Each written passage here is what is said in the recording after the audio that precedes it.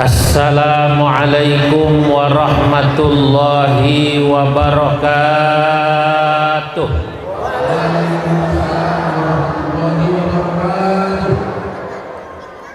Alhamdulillahilladzi amarana bil ittihad wal i'tisam ala hablillahil matin.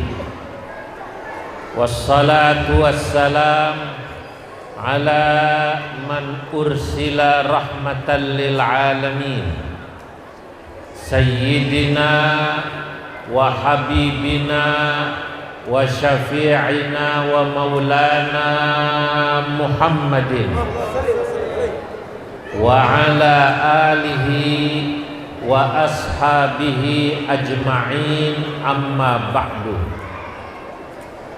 Hadratal muhtaramin, para alim ulama, para kiai, para tokoh dan pemuka masyarakat, para pejabat sipil TNI Polri yang hadir, wabil khusus segenap panitia maulid yang ada atau panitia maulid Masjid Agung Al-Ikhlas Kabupaten TTS Timur Tengah Selatan, yang dalam hal ini diantaranya yang menjemput saya, mengundang saya adalah Ketua PCNU dan Rais Syuriah PCNU TTS, tentunya juga bersama tadi Rais Syuriah dan Ketua NU Provinsi NTT, Bapak Dandim,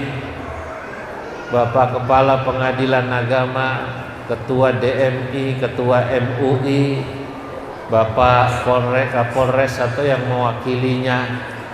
Malam ini saya bahagia, sulit menyebut satu persatu karena tadi disampaikan pengurus NU se-NTT yang di pulau sini ini hadir semua. Insyaallah jamaahnya juga saya doakan dicatat dalam deretan ahli surganya Allah. Yang hadir moga-moga rumah tangganya sakinah, anak-anaknya soleh solehah, rizkinya halal barokah. Semua yang hadir, terutama yang menyumbang dari paguyuban apapun ini di belakang saya banyak, saya doakan bisa merasakan nikmatnya tawaf di Ka'bah, sa'i di Safa Marwah, ziarah ke makam Nabi di Madinah, pulang umroh dan haji, semoga bisa bangun rumah, bisa membeli sawah, bisa membeli mobil mewah ya. Tapi insya Allah tidak lupa sholat jamaah dan terus hadir berkumpul bersama dalam membangun faham ahlus sunnah wal jamaah. Amin ya rabbal alamin. Bapak Ibu yang dimuliakan Allah, malam ini saya gembira sampai di Kabupaten TTS. 3 hari lalu saya di Merauke. Lalu kemarin saya pulang hanya sehari di Jakarta, naruh baju kotor, ambil baju bersih. Lagi pula saya kalau pulang itu biasanya kangen sama yang di rumah. Kalau sudah seminggu keliling, saya biasanya kalau melihat anak kecil ini, saya langsung ingat anak saya yang paling kecil. Rindu ingin memeluknya, ingin menggendongnya. Walaupun seringkali kalau sudah sampai rumah lupa Pak Dandim, yang saya gendong bukan anaknya tapi ibunya. Saudara-saudara, Bapak Ibu yang dimuliakan Allah, peringatan Maulid Nabi ini adalah salah satu amalan yang merupakan manifestasi daripada perintah Allah yang ada dalam Al-Quran, Wa amma bi ni'mati rabbika fahaddis. Jika kalian mendapatkan nikmat, kata Allah, maka tunjukkanlah, ceritakanlah nikmat itu.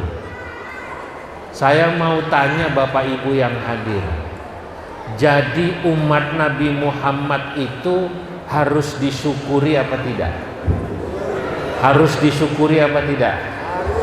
Harus disyukuri. Karena harus disyukuri, kita harus perlihatkan.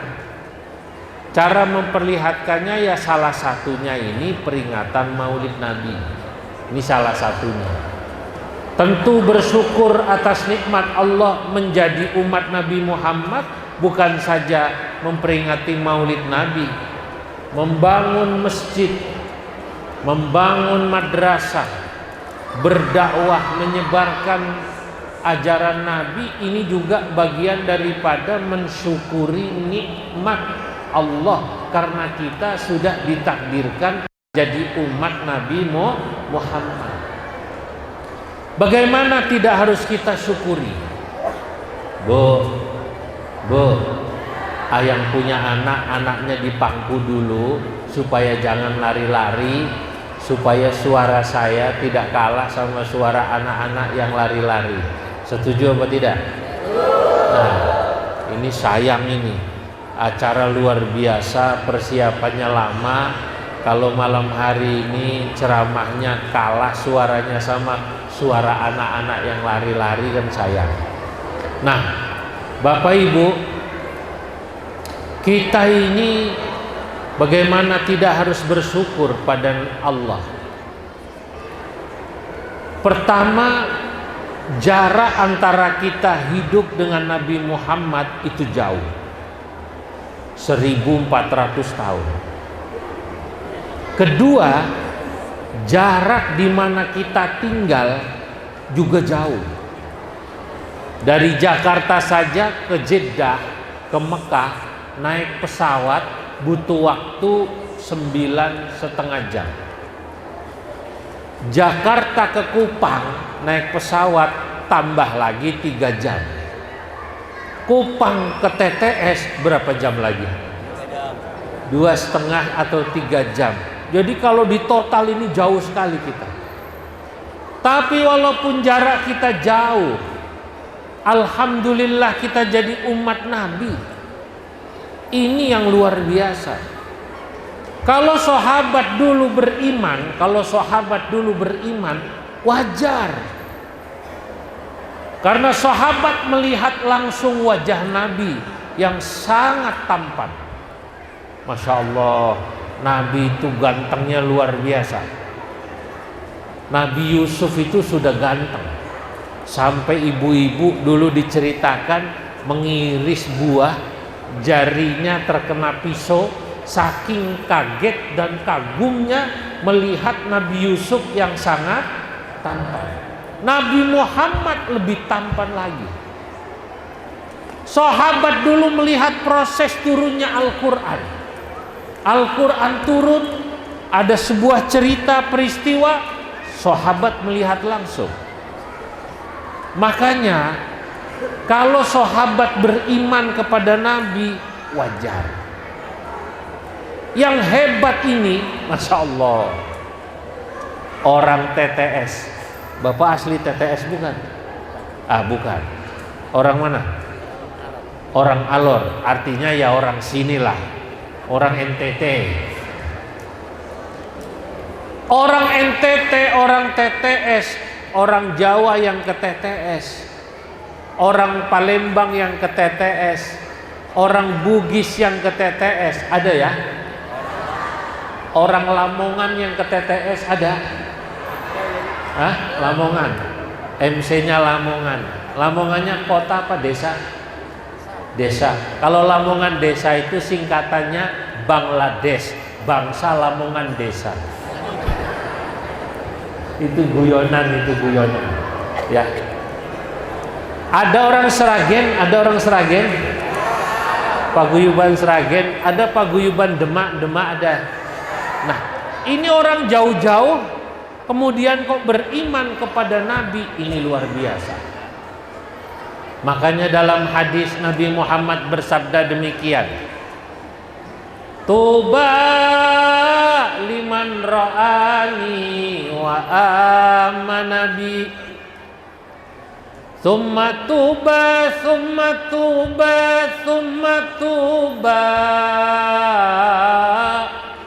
liman lam yarani wa amana bi. Berbahagialah orang-orang yang pernah melihatku lalu mereka beriman kepadaku. Para sahabat melihat Nabi lalu beriman. Tapi lebih bahagia lagi orang-orang yang belum pernah melihatku tapi mereka mau iman, cinta, mahabbah kepadaku. Orang Bugis, orang Alor, orang Lamongan, orang Demak, orang Sragen, orang Palembang, orang Bandung, betul ya? Orang Padang.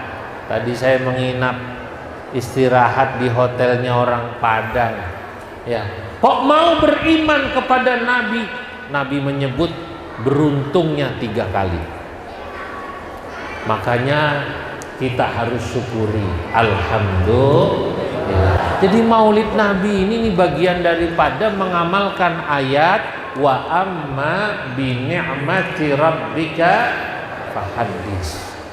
Kalau tadi dikatakan orang kalau bulan maulid meriah, sampai bikin pohon pisang, dikasih telur, dikasih uang.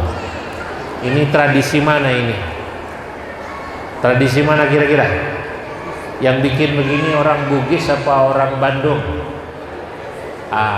Kalau orang Bandung pasti bikinnya cilok ya. Cireng ya. Ini yang bikin orang mana namanya Bugis. Lah ini contoh. Bapak Ibu yang dimuliakan Allah. Jadi memang maulid itu pertama adalah rasa syukur. Tapi apakah cukup kita bersyukur kepada Allah Subhanahu wa taala dengan memperingati maulid ini saja? Lalu kemudian menyebut nama Nabi dengan membaca sholawat yang indah-indah. Ya Nabi salam alaika, ya Rasul salam alaika, salam alaika, salawat.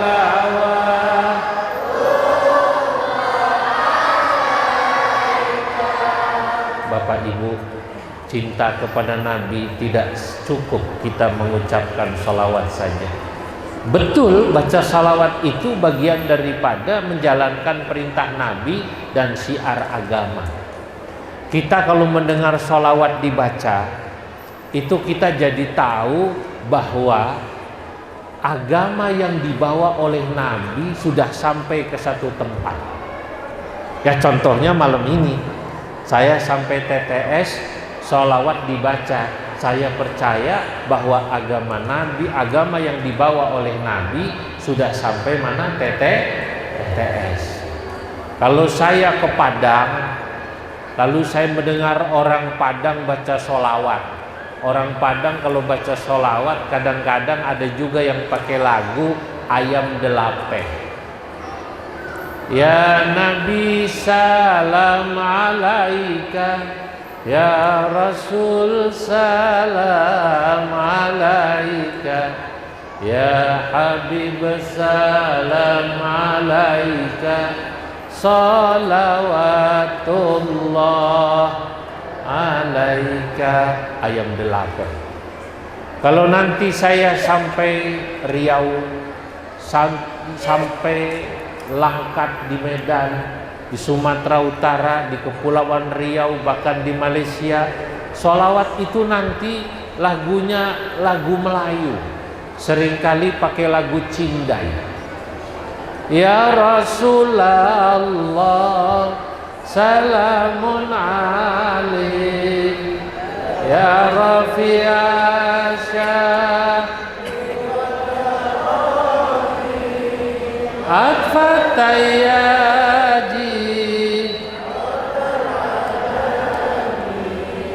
ya Uhailal Juh. Masya Allah, berarti umat Nabi sudah sampai Riau. Kalau kita ke Cina, itu orang Cina baca sholawat juga kalau maulid Nabi, tapi lagunya bukan seperti orang TTS. Lagunya lagu Wong Fai Hung dan Jet Li. Begitu asyraqal lagunya lagu Wong Fai Hung. Begitu asyraqal ya Nabi salam alaik plung plung plung ya Rasul salam alaik plung plung. Berarti umat Nabi sudah sampai sana. Sekarang sesudah kita bersyukur memperingati maulid Nabi, kita membaca salawat, apa tugas lanjutan kita? Nah ini, Bapak Ibu yang saya muliakan hadirin, tugas lanjutan kita adalah, kata Allah, orang yang ingin bersama Nabi nanti di akhirat, orang yang beriman kepada Nabi, walladzina amanu bihi wa azzaruhu wa nasaruhu wattaba'un nuralladzi unzila ilaihim. Orang yang beriman kepada Nabi harus menolong, harus membantu melanjutkan dakwah agamanya Nabi Muhammad sallallahu alaihi wasallam. Jadi disinilah pentingnya. Maka saya tahu tadi disampaikan oleh Ketua DMI, umat Islam di TTS kurang lebih ada 13.000, betul ya? 13.000, hanya 2% dari hampir 500.000, 535.000. Saya ingin sampaikan, jangan kecil hati kalau kita menjadi minoritas. Saya ulangi, jangan kecil hati kalau kita menjadi apa tadi, minoritas. Justru ketika kita menjadi minoritas, disitulah harus muncul semangat dalam berdakwah. Setuju? Tadi dikatakan beliau Muslim kurang lebih 2 atau 3%. 2 atau 3%. Masya Allah, Masya Allah. Ya, coba yang di atas ini harus ada panitia yang nunggu ya. Nah, tidak boleh ditinggal. Di Cina, saudara-saudara, sebagai sebuah perbandingan, di Cina sebagai sebuah perbandingan, Muslim di sana juga hanya sekitar 1% pun. Karena Muslim di Cina sekitar 40 juta lebih dari 1,5 miliar. Insya Allah sangat sedikit. Tapi di Lanzhou, di Qinghai, di Xi'an, di Ningxia, Urumqi, Xinjiang, ketika saya ke Cina, saya lihat semangat dakwah saudara-saudara kita Muslim di sana, walaupun mereka minoritas, saudara-saudara, semangatnya hebat. Ya. Sholat Jumat biasanya dijadikan satu, ya seperti ini di Masjid Al-Ikhlas ini. Saya sholat Jumat di Qinghai, ya di Lanzhou, Provinsi Lanchuk. Saya kaget karena yang sholat itu banyak sekali. Teman saya yang mengundang namanya Dr. Abu Bakar, asli Cina, suku Hui. Nama Cinanya saya tidak tahu, tapi saya tahu nama Arabnya Abu Bakar. Dia S1, S2 sekolah belajar di Pakistan, Jamiah Islamiyah Pakistan, kemudian ambil doktor di Amerika. Teman saya ini bahasa Arab pintar, bahasa Inggris jago. Begitu lihat sholat Jumat banyak, saya tanya yang bersangkutan, pakai bahasa Arab, kam kan ya'ni adadul musallin fi hadal masjid. Ini yang sholat Jumat ada berapa orang? Kata dia, mi'atu alif, sekitar 100.000. Masya Allah, penuh sekali. Karena memang dijadikan satu kota satu. Dia bilang, ini belum seberapa.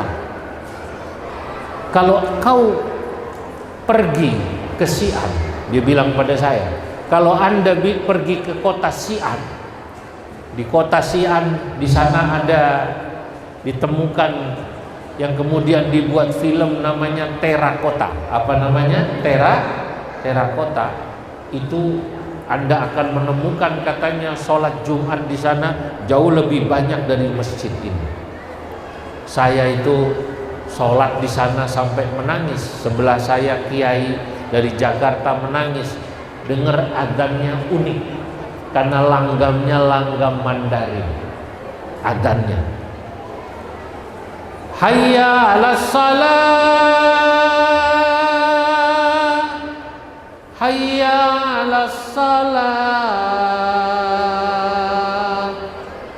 hayya 'alal falah, hayya 'alal falah. Allahu akbar, Allahu akbar, la ilaha illallah. Saya tidak pernah lupa adzan ini. Kata saya, hebat juga. Tapi tadi saya sholat Jumat di Kupang, rupanya Bilalnya juga khas Kupang itu. Saya dengerin khas sekali. Nah, bapak-bapak, ibu-ibu, ingin saya ceritakan di TTS ini sebagai sebuah perbandingan. Saudara kita di Cina, Muslim di Cina minoritas, tapi mereka punya semangat dakwah yang hebat. Dia bangun pesantren, dia bangun masjid yang megah juga seperti ini. Oleh karenanya, yang penting sebagai warga negara dimanapun kita berada, ketika kita jadi mayoritas umat Islam, harus bisa menaungi yang minoritas. Setuju?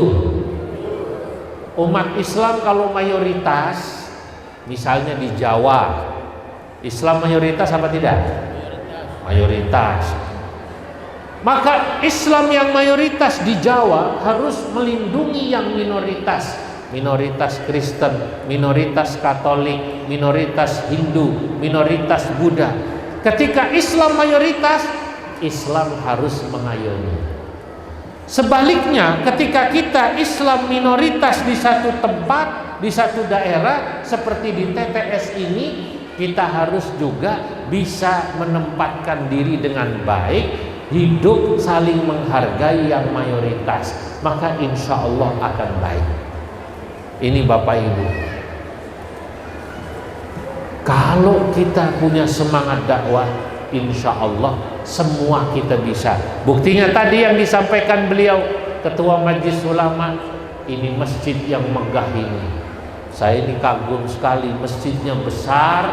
Ternyata warga Muslim TTS bisa memiliki masjid yang luar biasa berkat kekompakan umat Islam yang ada di TTS, termasuk mengadakan acara maulid pada malam hari ini, saudara-saudara.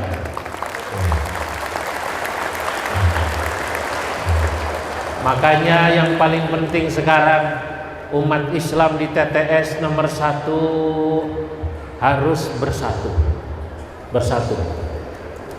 Apapun kampungnya, apapun paguyubannya, ini paguyubannya sangat banyak.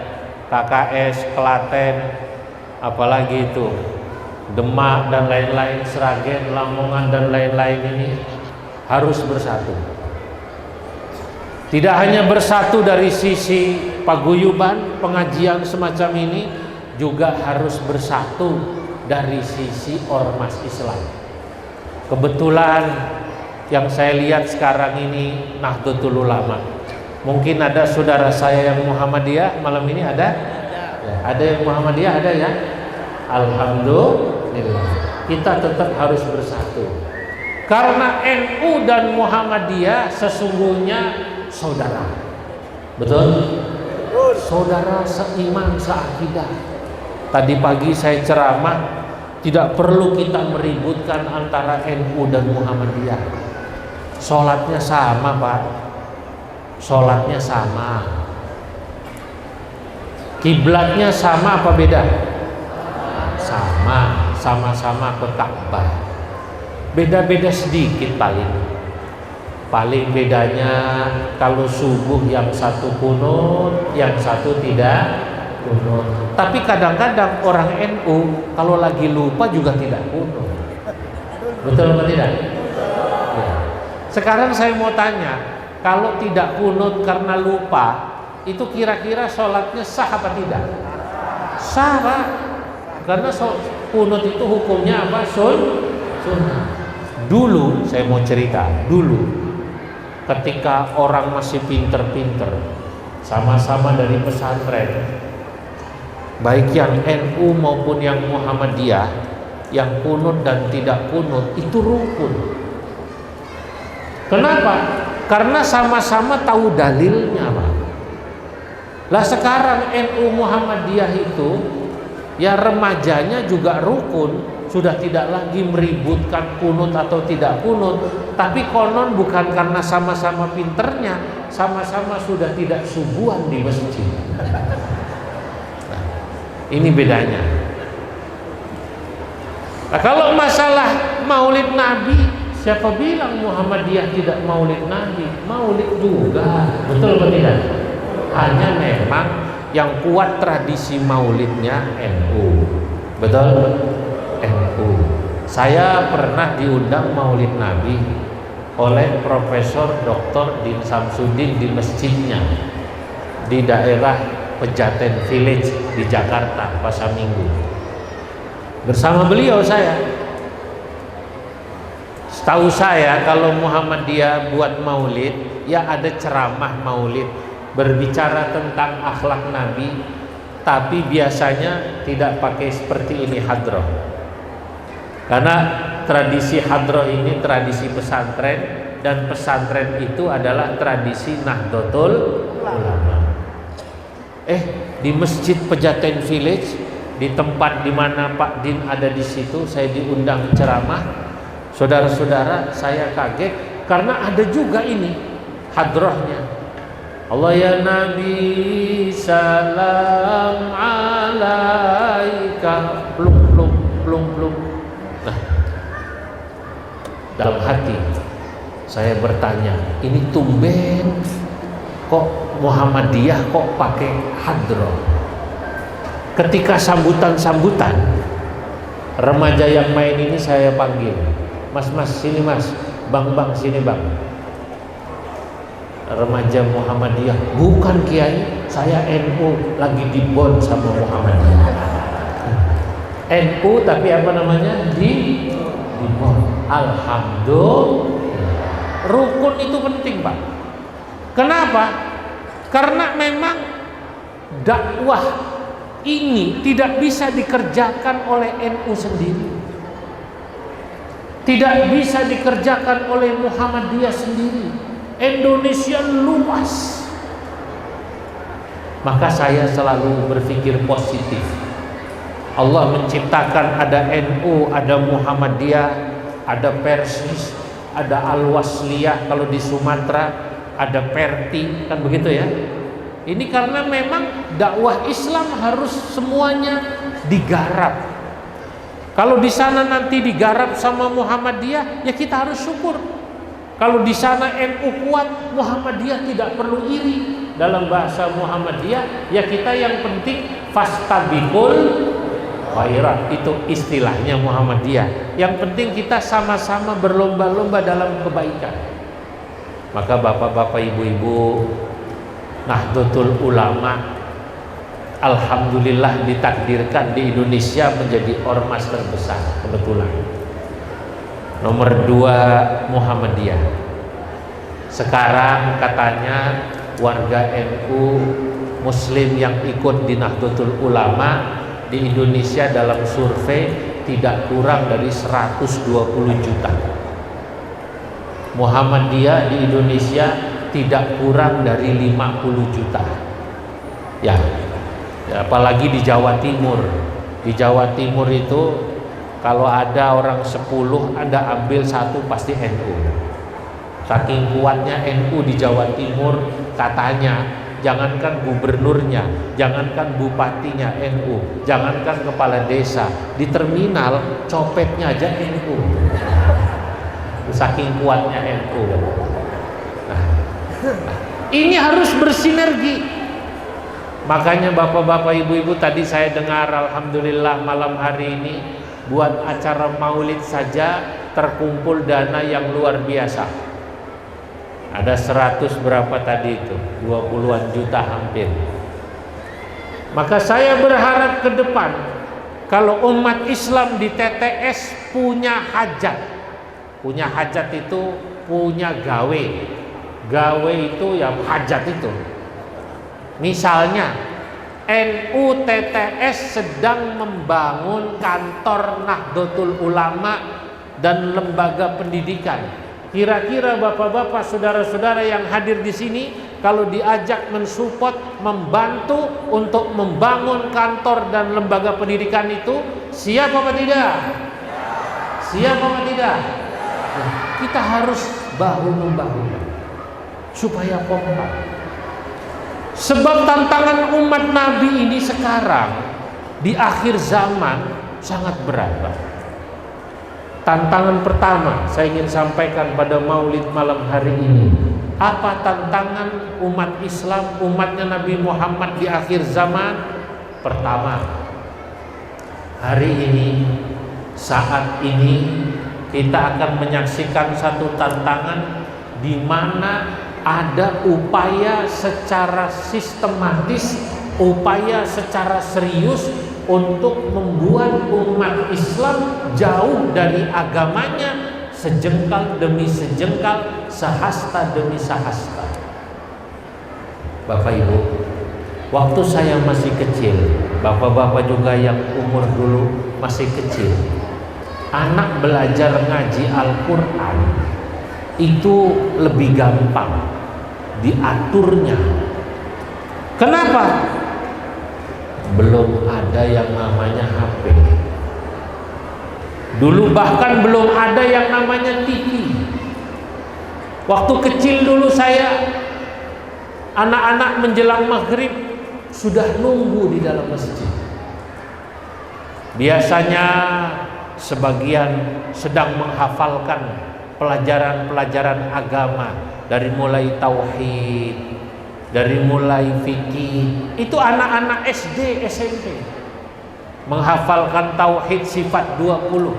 Saya tidak tahu, saya akan cek di TTS ini masih hafal apa tidak sifat 20 tauhid. Allah wujud, mukhalafatul,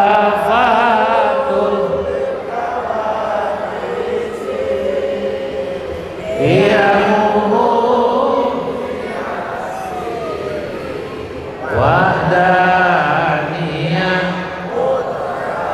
iradah,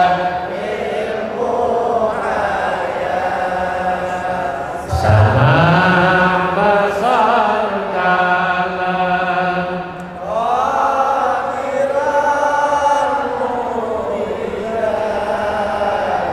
aliman hayyan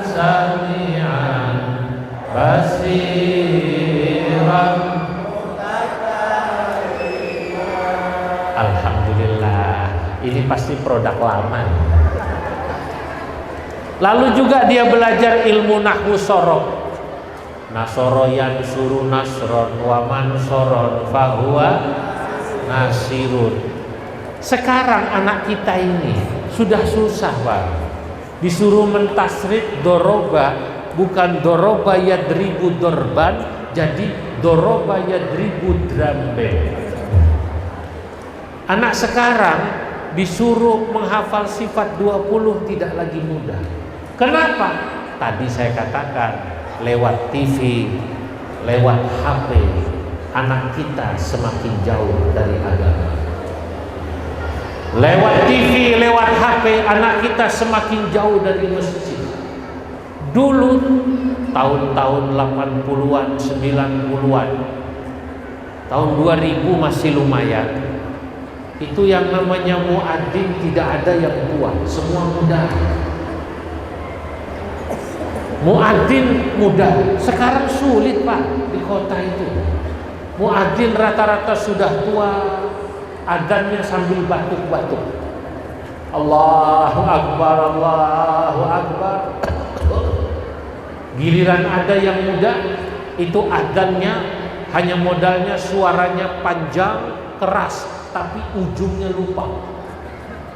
Hanya keras saja adzannya, ujungnya lupa. Hayya 'alas Allahu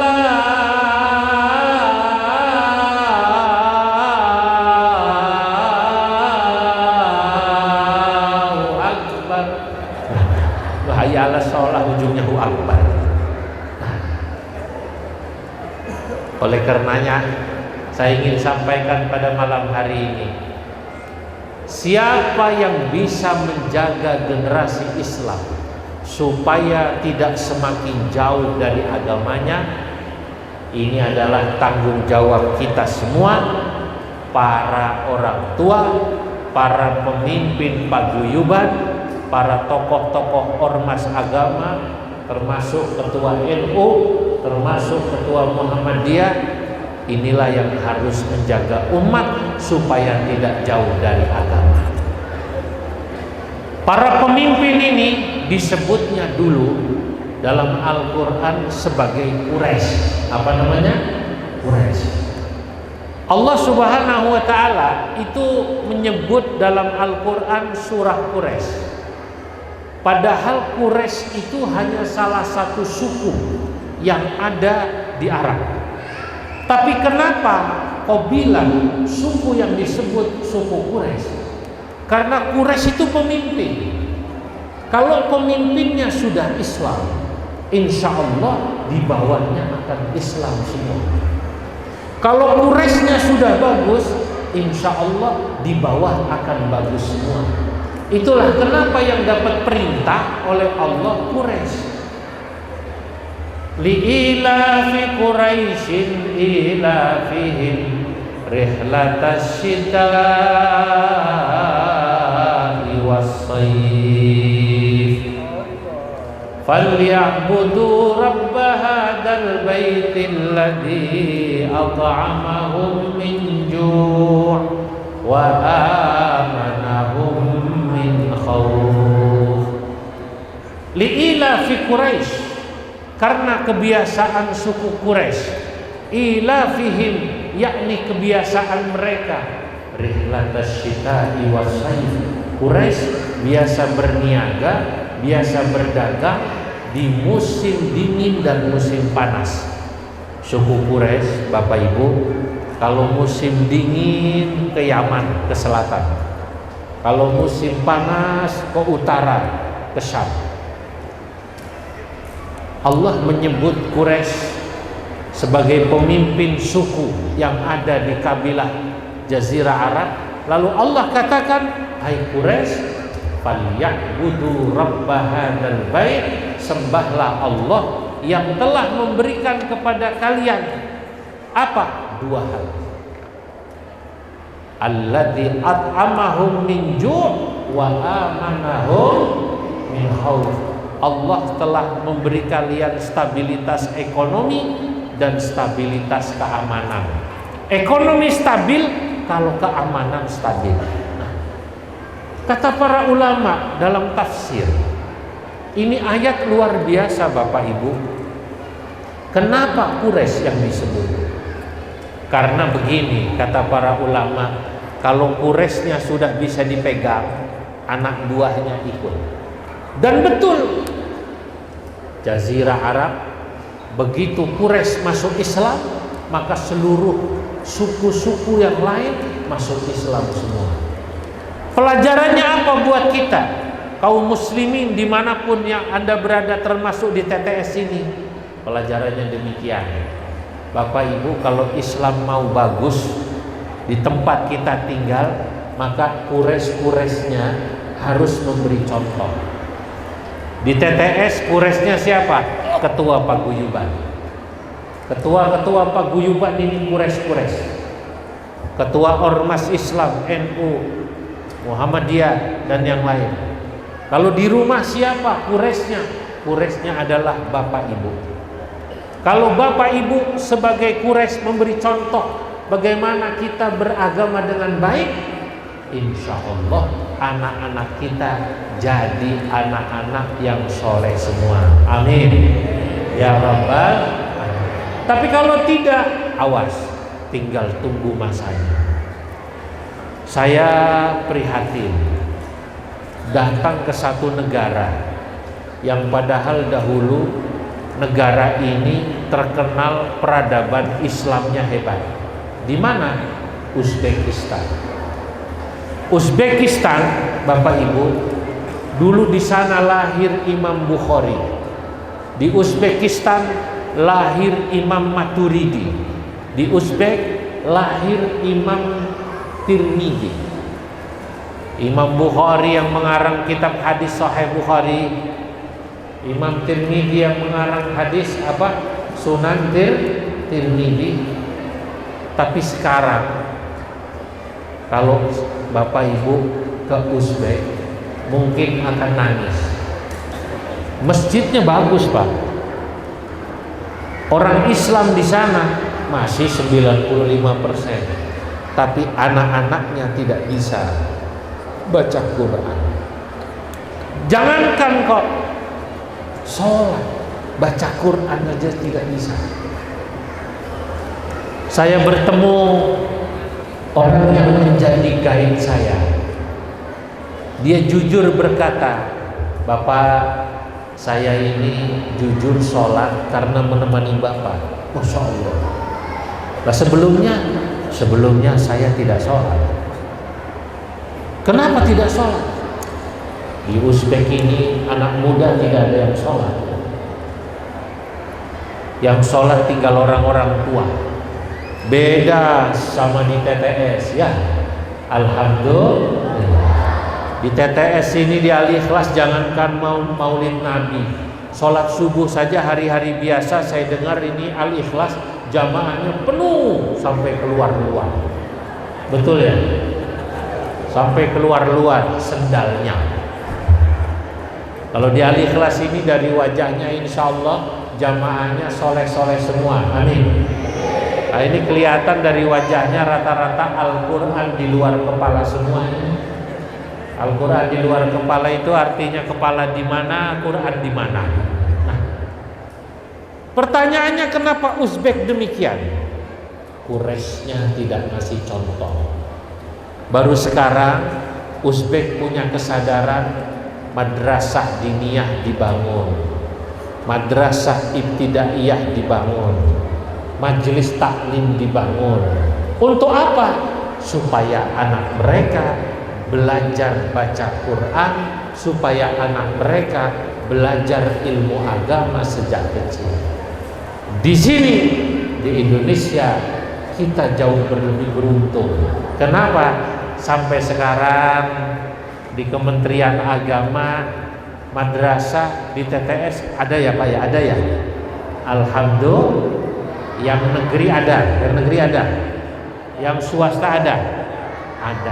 Majelis taklim PPA diniyah ada apa tidak? Nah, ini harus dimanfaatkan. Kalau ada guru ngaji, orang pinter, alim, suaranya bagus seperti yang baca tadi ini sholawatan, manfaatkan. Jangan kalau ada guru ngaji, ustadz, dibiarkan, tidak dimanfaatkan, dipanggil kalau hanya ada orang kesurupan. Kalau ada yang kesurupan baru dipanggil. Manfaatkan, Pak. Masjid yang indah ini, mari sama-sama kita jadikan tempat pengkaderan anak-anak supaya bisa hafal Quran. Bu, di Saudi, kalau bapak yang pernah umroh, ibu yang pernah umroh, di Masjid Nabawi, kalau ada ustadz duduk di tiang, itu anak kecil mengelilinginya. Betul apa tidak? Anak-anak di sana dikader, ada yang hafal Quran. Anak-anak setor. Setahu saya di Saudi, di Masjid Nabawi, itu kalau ada anak tamat SD, rata-rata sudah hafal Quran 30 juz. Kenapa? Karena di tiang-tiang masjid itu ada ustadz-ustadz yang hafal Quran, siap mengkader anak-anak di sana untuk menghafal Quran. Saya pernah memanggil anak kecil. Di Arab itu anak laki-laki atau perempuan, ini ehonya bisa dikecilin sedikit ehonya. Anak laki-laki terutama biasanya kalau tidak dipanggil dengan Abdullah, Muhammad. Saya panggil anak kecil pakai gamis lucu gitu, sambil menghafal Quran. Ya umumnya anak kecil masih lari sana lari sini. Saya panggil Abdullah, ta'al hina. Abdullah, sini. Kam juz'an hafidhal an. Sudah berapa juz kau hafal Quran? Anak itu jawab, khamsa juz'in walillahil hamd. Dia bilang, sudah 5 juz Pak, alhamdulillah. Saya bilang, thayyib, ahsantum. Bagus. Dia balik bertanya pada saya, Indonesia anta? Bapak orang Indonesia kah? Saya jawab, aywa, Indonesia. Ya, saya orang Indonesia. Dia bilang, sambil manggut-manggut anak ini, ma'ruf minasyakl. Ketahuan dari bentuknya Pak. Ketahuan dari apa namanya? Bentuknya. Nah, saudara,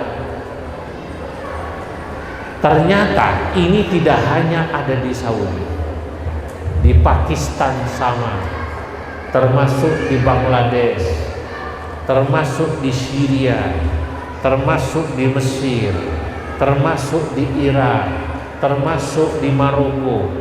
Di negeri-negeri yang pernah saya kunjungi ini, saya lihat kaderisasi anak-anak kita menjadi anak yang menghafal Quran, menjadi anak yang mau belajar agamanya.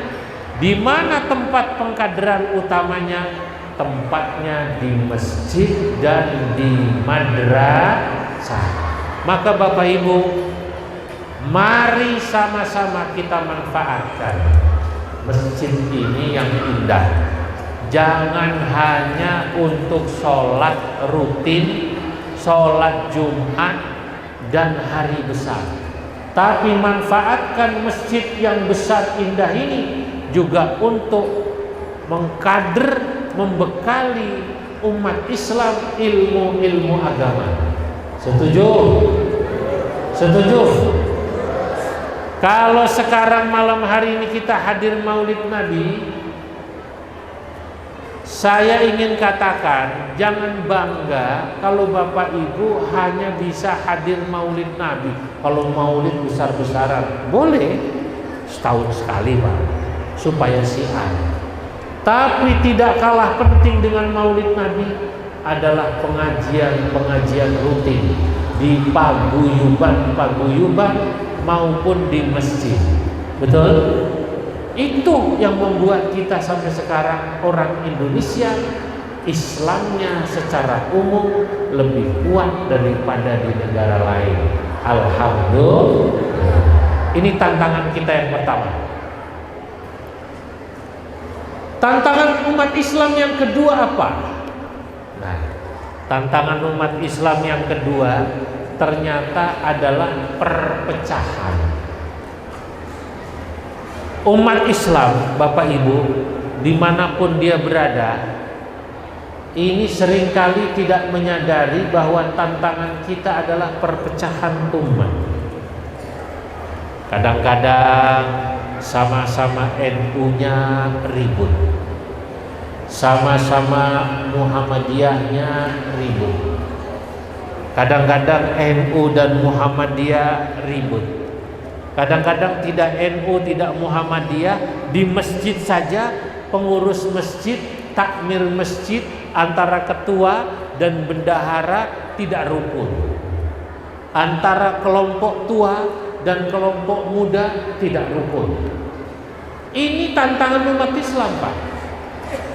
Makanya mari sama-sama kita harus mengelola. Tadi saya katakan i'timad ala hablillahil matin.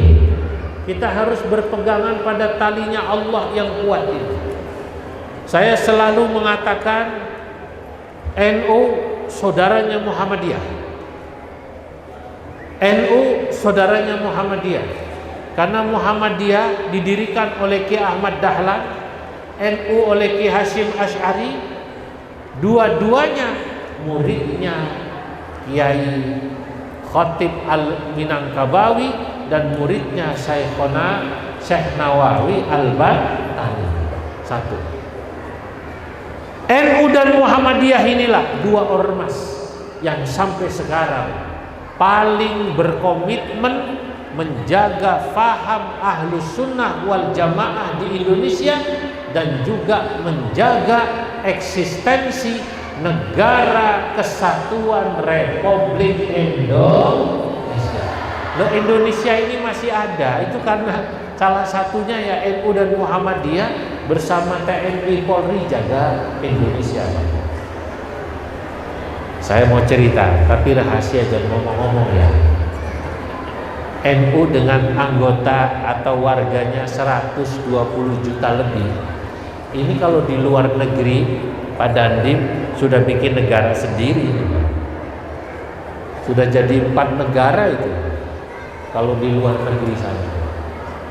Pertanyaannya kenapa NU tidak seperti HTI pengen bikin negara sendiri?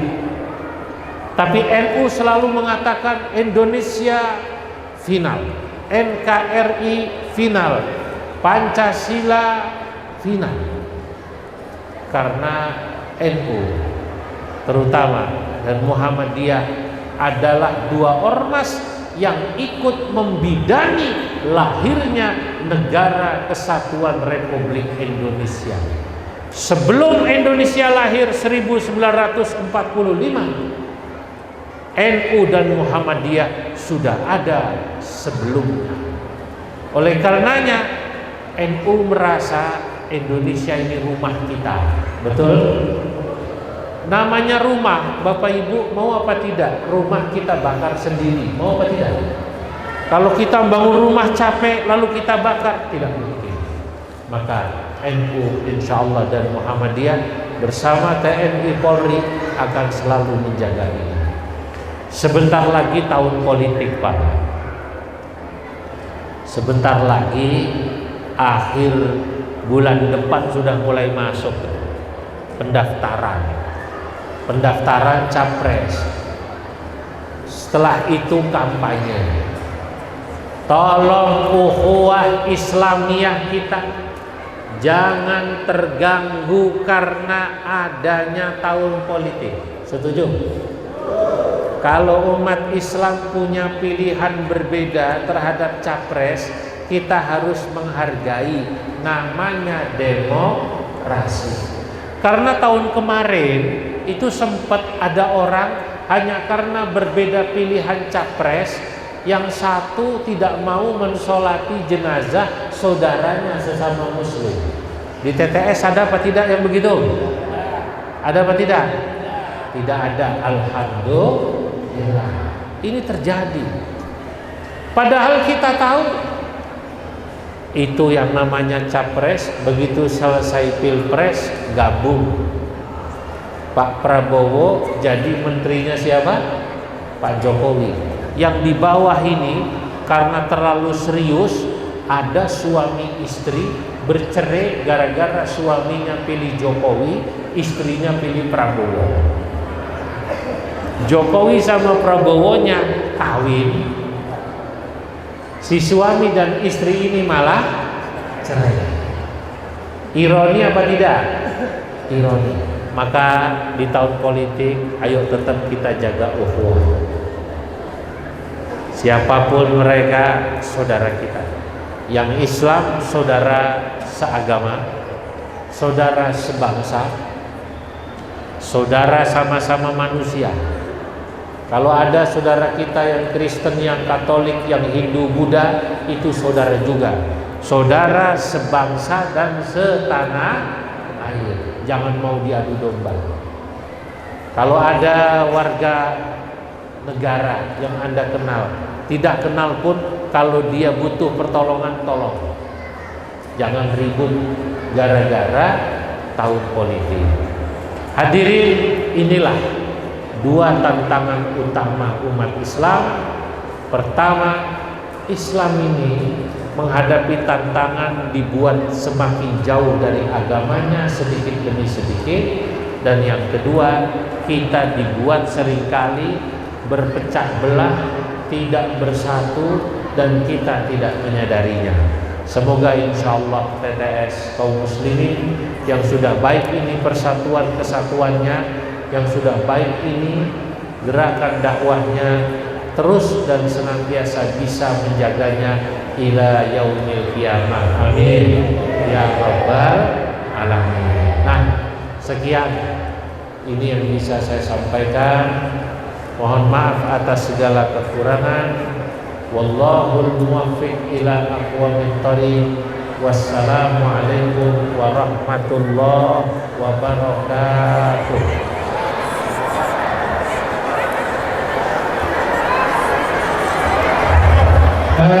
Tetap tenang dulu. Dulu acara belum selesai. Ada tolong dulu. Bapak Ibu hadirin yang dirahmati Allah, tetap dulu di tempat. Nanti ini bagian belakang, bagian terakhir.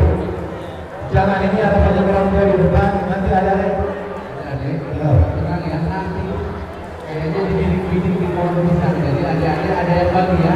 Nanti ada petugas yang membagikan soto dan belum tidak ada lain-lain. Kita doa dulu. Tetap tenang, jangan tinggalkan tempat ini sebelum doa selesai. Ya, Bapak Ibu. Baik. Dan terima kasih kami ucapkan kepada Bapak Wakil Komite yang telah menyampaikan ceramah kita sekalian. Dan alhamdulillah beliau sudah menyampaikan dengan gamblang, dan pada akhirnya mari kita warga NU yang berada di Kabupaten Timur Tengah Selatan, terkhusus seluruh paguyuban dan majelis taklim, untuk tetap kompak bersatu seperti yang terjadi pada malam hari ini. Baik Bapak Ibu sekalian,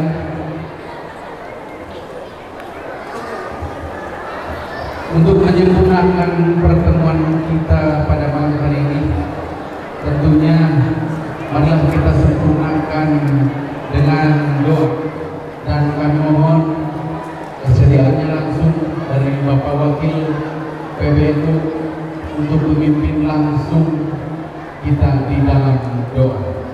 Baik, begitu kami mohon kesediaan sekali lagi buat Bapak Kiai Haji untuk membuka doa. Saya mohon tenang semua, kita mau doa untuk selesai acara. Tolong duduk semua, dulu. Kita mau doa. Terima kasih. Bismillahirrahmanirrahim. Allahumma salli wa sallim ala sayyidina Muhammadin fil awwalin wal akhirin. Wa barik wa radiyallahu tabaraka wa ta'ala an sadatina ashabi Rasulillah ajma'in. Alhamdulillahi rabbil alamin. Hamdan yuwafi ni'amahu yukafi mazidah. Ya Rabbana lakal hamdu kama yanbaghi li jalalika al-karim wa li'azimi sultanik. Allahumma lakal hamdu wa ilaikal mustaka wa antal musta'an wa la hawla wa la quwwata illa billahil aliyyil azim. Allahumma lakal hamdu syukra wa lakal mannu fadla wa anta rabbuna haqqa wa nahnu abiduka rifqa وأنت لم تزل لذلك أهلا. اللهم يا ميسر كل عسير ويا جابر كل كسير ويا دافع كل حقير ويا مأمن كل مخير ويا مقوي كل ضعيف يسر علينا كل عسير تيسير العسير عليك يسير. اللهم انصر الإسلام والمسلمين. اللهم انصر المسلمين في Timur Tengah Selatan. Allahumma ansuril muslimin fi baldatina Indonesia khassa wa min buldanil muslimina amma innaka ala kulli syai'in qadir. Allahumma aslih man kana fi salahihi salahul islam wal muslimin wa ahlik man kana fi halakihi salahul islam wal muslimin. Rabbana ighfir lana wa liwalidayna warhamhuma kama rabbayana saghira. Rabbana atina fid dunya hasanah fil akhirati hasanah wa qina adzabannar. Walhamdulillah rabbil alamin. Bapak Ibu hadirin akhirat yang dirahmati Allah, masih ada doa lagi yang katanya kami baru dapat informasi sekali lagi dari ketua Purnanya doa miskin kami mohon kesediaannya Bapak Rolis dari PWNU NTT PWNU bisa menyempurnakan sekali lagi dan ini permintaan dari Bapak Ketua untuk memimpin doa lain. Terima kasih. Faktor. Kasihlah mic-nya. Ya. Doa, tambah doa.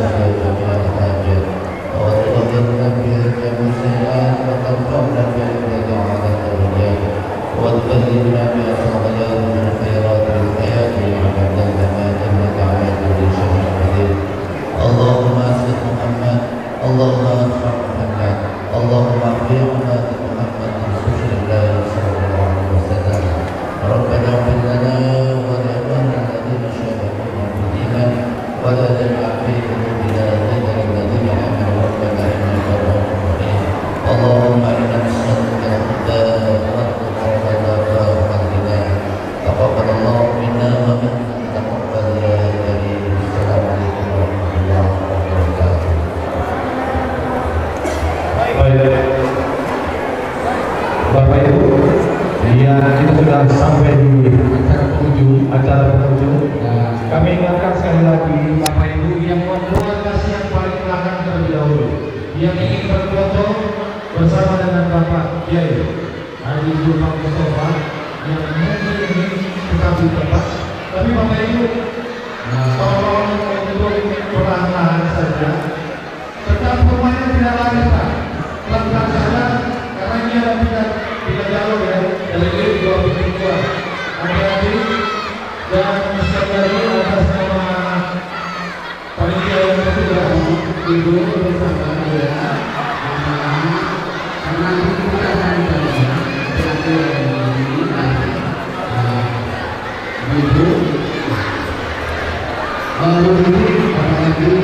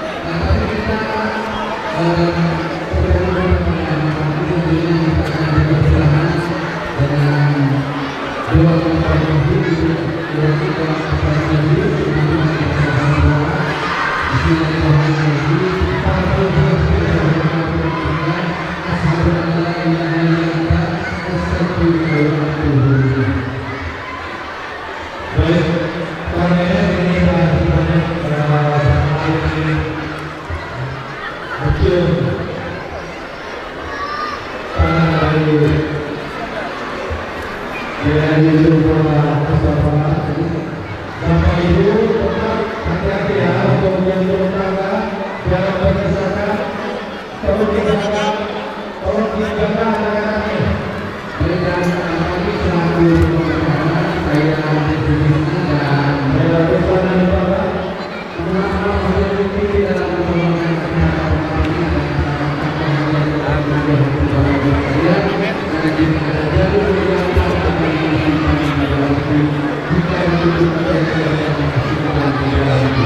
dari Surabaya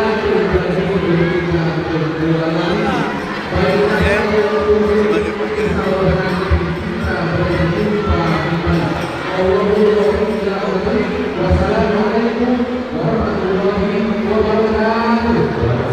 Baik untuk seluruh panitia kita mengucapkan terima kasih dan kita bersama dengan Bapak DRD Joko Mustafa untuk menuju ke PPI.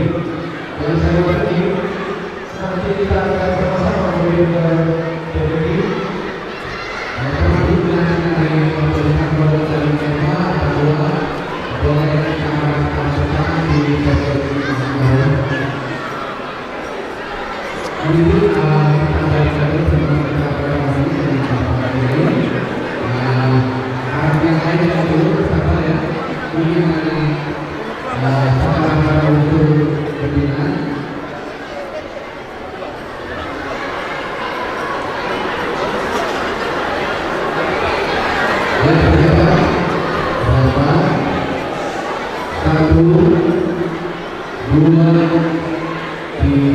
Yang berikutnya nanti program PWPTT. Tadi saya itu memang bersama dengan dari PWU. Berikutnya juga cadangan kepada PWU, cadangan dari Kodim 15 PTS kepada Kodim yang merupakan PD yang masih ada kepada Kiai. Baik, semuanya cadangan dari Kodim PTS dan nanti berikutnya nanti Bang Ansor.